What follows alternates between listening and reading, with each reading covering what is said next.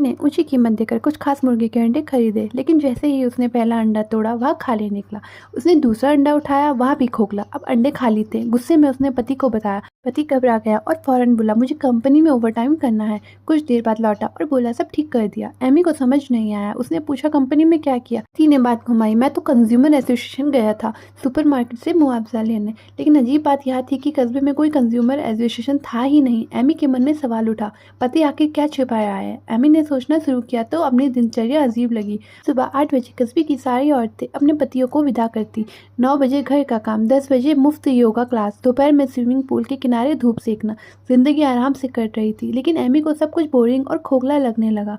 उसने ठान लिया वो कस्बा छोड़कर बाहर की दुनिया देखेगी। वो बस निकली, लेकिन टर्मिनल पर ड्राइवर ने कहा, कंपनी का नियम है, आप यहाँ से नहीं जा सकती। अभी सामने एक हवाई जहाज क्रैश हो गया। एमी चिल्लाई, जाओ मदद करो, लेकिन ड्राइवर ने बस मोड़ ली। एमी अकेले क्रैश की तरफ बढ़ी। पहाड़ी पार करते हुए उसने ऊपर देखा। छोटी पर एक अजीब इमारत थी। वो पास गई। शीशे में कुछ उसे दिखा।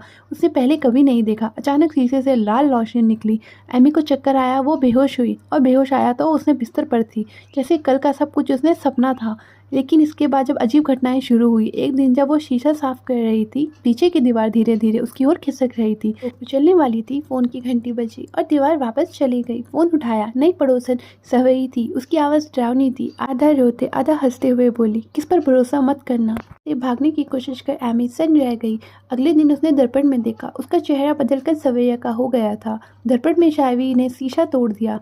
चीख पड़ी, लेकिन पास खड़े लोग हैरानी से उसे देख रहे थे। पीछे मुड़ी सब सामान्य था, पर घर लौटी तो देखा सवैया छत पर खड़ी है। एमी को लगा यह भी भ्रम है, लेकिन तभी सवैया ने सचमुच चाकू निकालकर खुद को जख्मी कर दिया। एमी को यकीन हो गया यह सब हकीकत है। अस्पताल ले जाया गया और उसे याद आया, क्या यह पूरा कस्बा नकली है? एमी ने अपने चेहरे पर क्लिंग रेव लपेटा।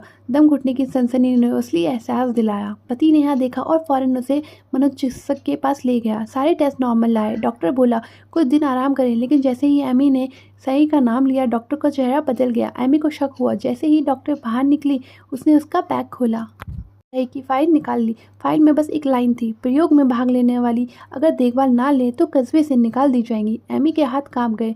उसी वक्त शावी गायब हो गई। कंपनी की दावत में एमी ने देखा शावी के पति भी नौकरी से निकाल दिए गए हैं।